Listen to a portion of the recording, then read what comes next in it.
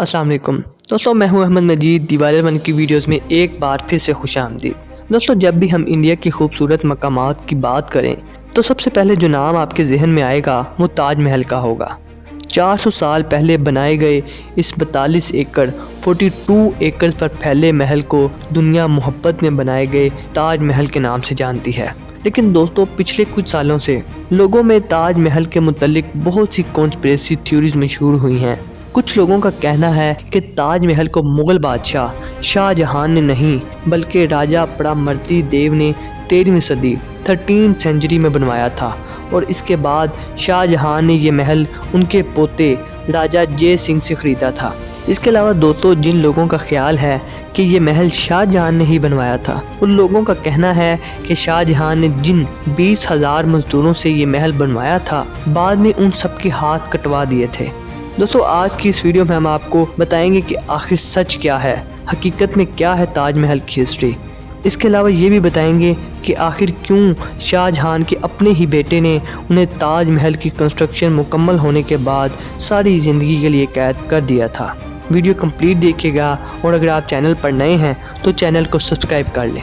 दोस्तों, तकरीबन 400 साल पहले बनाया जाने वाला ये महल, जहां अपने दौर का सबसे बड़ा और शानदार महल हुआ करता था, वहीं आज इसको दुनिया का 7वां अजूबा भी माना जाता है। इस आलीशान महल को बनाने में 20,000 मजदूरों ने दिन रात काम किया, और वो भी 1-2 सालों तक नहीं बल्कि पूरे 22 सालों तक।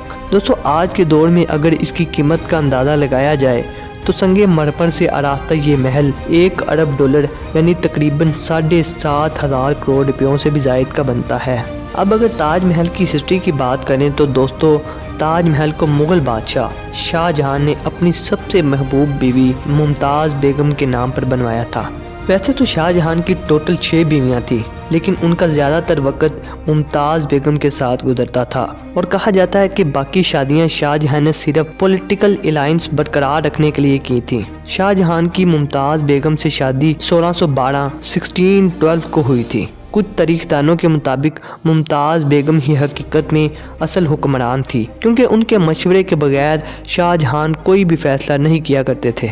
लेकिन दोस्तों, मुमताज़ बेगम ज़्यादा देर इस दुनिया में ना रह सकी और 17 जून 1631 को इस दुनिया से रुखसत हो गई। शाहजहां को इसकी बिल्कुल भी उम्मीद नहीं थी। कहा जाता है कि मुमताज़ की मौत के बाद शाहजहां बहुत बड़े सदमे में चले गए। वो 1-2 हफ्तों तक रोते रहे और इसके अलावा वो 1 साल तक आइसोलेशन में चले गए। जब वो 1 साल के बाद ठीक हुए तो उन्हें मुमताज़ बेगम की वो ख्वाहिश याद आई जो उन्होंने मरने से पहले की थी। मरने से पहले मुमताज़ बेगम ने शाहजहां से कहा था कि वो चाहती हैं कि उनकी कब्र दुनिया के सबसे खूबसूरत मकबरे में बनाई जाए। इस टास्क को और मुमताज़ बेगम की आखिरी ख्वाहिश को पूरा करने के लिए शाहजहां ने अपनी सारी ज़िंदगी और अपनी सारी दौलत वक़्फ़ करने का फ़ैसला कर लिया।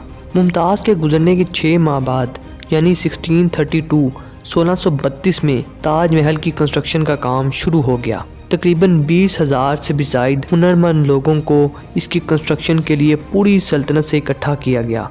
ताजमहल को बनाने के लिए लाखों नहीं बल्कि करोड़ों ईंटों को मौके पर ही बेक किया गया। शाहजहां ने इस महल का डिज़ाइन अपने बाप दादा के मकबरों से लिया था।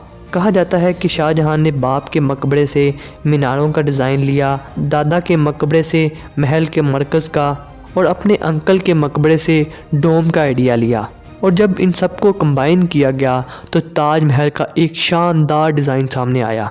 दोस्तों, हर गुजरते दिन के साथ शाही ख़जाना खाली होता जा रहा था, लेकिन शाहजहां को मुमताज़ बेगम की इस ख्वाहिश के आगे कुछ भी दिखाई नहीं दे रहा था। दोस्तों, इस इमारत के चीफ आर्किटेक्चर की बात करें तो वो थे उस्ताद अहमद लाहौरी। इस इमारत में मौजूद वाइट मार्बल पर कैलीग्राफी का काम अब्दुल हक शरादी ने किया। ताजमहल के मटेरियल को ट्रांसफ़र करने के लिए 1000 से ज़ायद हाथियों को इस्तेमाल किया गया था। ताजमहल में इस्तेमाल होने वाले मुख्तलिफ़ चीज़ों को बहुत दूर दूर से मंगवाया गया था, जैसा कि वाइट मार्बल को राजस्थान से लाया गया था, जैस्पर को पंजाब से, जेड एंड क्रिस्टल को चीन से, टर्कोइड को तिब्बत से, सफ़ायर को श्रीलंका से और कार्नीलियम को अरब से मंगवाया गया था। दोस्तों, ताजमहल की हिस्ट्री का तो आपको पता चल ही चुका है। अब आप सोच रहे होंगे कि उन कॉन्स्पिरेसी थ्योरीज़ का क्या, जो कि ताजमहल के मुतालिक बनाई गई हैं। तो आइए दोस्तों इनके बारे में भी बात करते हैं। दोस्तों सबसे पहली थ्योरी ये है, ताजमहल को राजा परामर्दित देव ने बनवाया था और शाहजहां ने इसे उनके पोते राजा जय सिंह से खरीदा था। दोस्तों जब इस थ्योरी के बारे में हिस्टोरियन से पूछा गया कि आखिर क्या ये सच है, तो दोस्तों इनका कहना था कि इसमें कोई हकीकत नहीं और ना ही तारीख में कहीं ऐसा कुछ हुआ था, बल्कि इसे शाहजहां ने अपनी मोहब्बत की निशानी के तौर पर बनवाया था। दोस्तों आप उस थ्योरी की तरफ आते हैं कि क्या सच में शाहजहां ने 20,000 मजदूरों के हाथ कटवा दिए थे ताकि वो इस जैसी कोई और इमारत ना बना सके। तो दोस्तों इस थ्योरी में भी कोई हकीकत नहीं है, क्योंकि ऐसा पॉसिबल ही नहीं था कि एक दिन में 20,000 मजदूरों के हाथ काटे जाएं। और अगर मान भी लिया जाए कि शाहजहां ने हाथ कटवाना चाहा था, तो आप खुद सोचिए कि क्या आपको लगता है कि 20,000 मजदूर चुपचाप लाइन में लगकर अपने हाथ कटवाएं। इसके अलावा दोस्तों अगर ऐसा सच में हुआ था तो किसी न किसी मजदूर की कोई ना कोई हड्डी वगैरह तो ज़रूर मिलनी थी, लेकिन दोस्तों वहाँ तो कुछ ऐसा मौजूद ही नहीं है। इन सब से यही लगता है कि इस थ्योरी में भी कोई सच्चाई नहीं है। इसके अलावा दोस्तों अब उस सवाल की तरफ आते हैं कि आखिर क्यों शाहजहां के अपने ही बेटे औरंगज़ेब ने ताजमहल की कंस्ट्रक्शन के बाद उन्हें कैद कर दिया था। तो दोस्तों इसके पीछे वजह ये थी कि ताजमहल को बनाने में शाहजहां ने सल्तनत का सारा ख़जाना ख़त्म कर दिया था और सल्तनत को तबाही के दहाने पर लाकर खड़ा कर दिया था, जिसकी वजह से उनके बेटे ने तंग आकर शाहजहां को 1658 में कैद कर दिया था।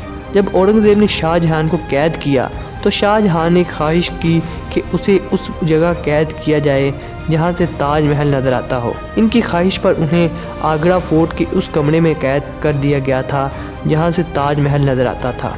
8 साल कैद में गुजारने के बाद 74 ईयर की उम्र में शाहजहां भी इस दुनिया से रुखसत हो गए और उन्हें भी ताजमहल में ही मुमताज़ बेगम के साथ दफन कर दिया गया। दोस्तों ये थी ताजमहल की असल तारीख। उम्मीद है कि ताजमहल के मुतल्लिक की शानदार वीडियो आपको पसंद आई होगी। दोस्तों आपका ताजमहल के बारे में क्या ख्याल है, कमेंट सेक्शन में ज़रूर बताइएगा। इसके अलावा दोस्तों अगर आप दुनिया के 7 अजूबों के बारे में जानना चाहते हैं तो उस वीडियो का लिंक भी आपको डिस्क्रिप्शन में मिल जाएगा, आप जाकर देख सकते हैं। दोस्तों अब हमें इजाज़त दीजिए, अल्लाह हाफिज़।